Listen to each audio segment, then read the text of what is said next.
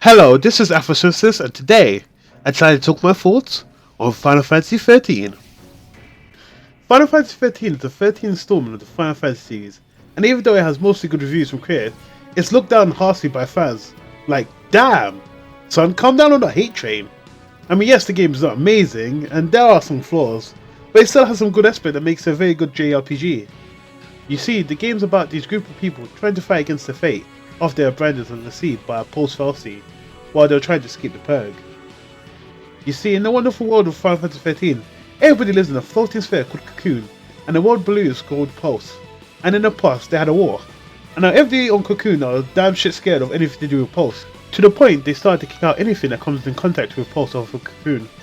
Because the characters have become Lessee, their life just went to shit as they're given tasks to by the Falsi, and if they don't do it, well, they become like this. And if they do it, they become crystals. Or what's even more worse, they don't even know what it is because they're given flashbacks onto it. Wow, for being powerful godlike entities, these guys are sure dicks.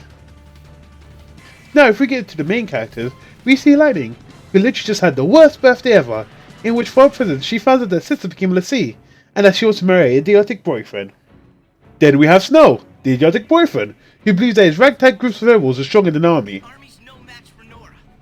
Like seriously, Snow? They have heavy artillery, and well, you just have a coat.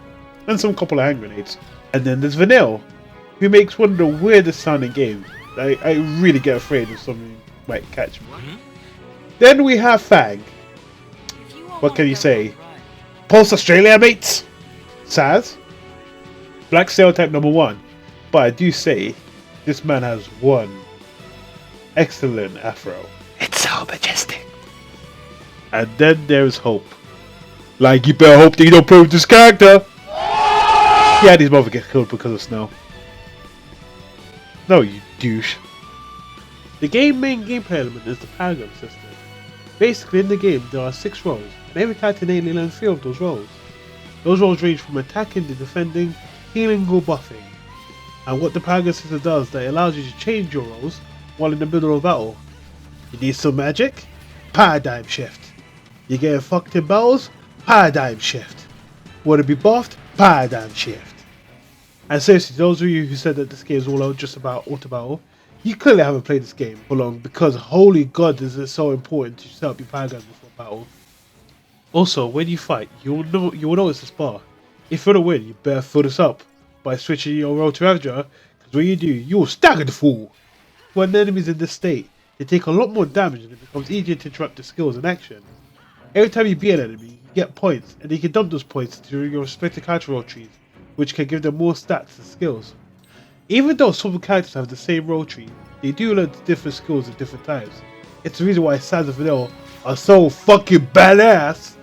Saz learns Haste the earliest, and Vanille learns Imperil. Fucking Peril. So fucking strong. And yet you have characters like Snow, who is good for nothing, and Hope, who would have been good if he didn't have a shit health pool. God damn it, Hope! Hey, I don't see why people are complaining about this game. They say there's no free roaming, but I'm allowed to go anywhere I please, as long as it's inside this corridor. Why the fuck do I even have this map? Yes, one of the main reasons why this game is looked down upon is how linear the game is, to the point where you can't do any side quests or backtracking. I mean, yes, the game does open up in the end, but why so late? Why can't you at least let us go and waste our time in some minigames like you did another time? Even worse, you can't choose what character you want to be, or change the point until you pass like half the game. And sometimes you get, oh god, it's Hope. God fucking damn it, Hope. Also, as being one of the main towns of Final Fantasy games, we can't forget about the summons. And my god, some of the summons are good in this game. You unlock them as the story progresses by fighting them and filling the speeder. Also, every summon has a just down mode, in which the summon transforms into a vehicle to deal tons of damage.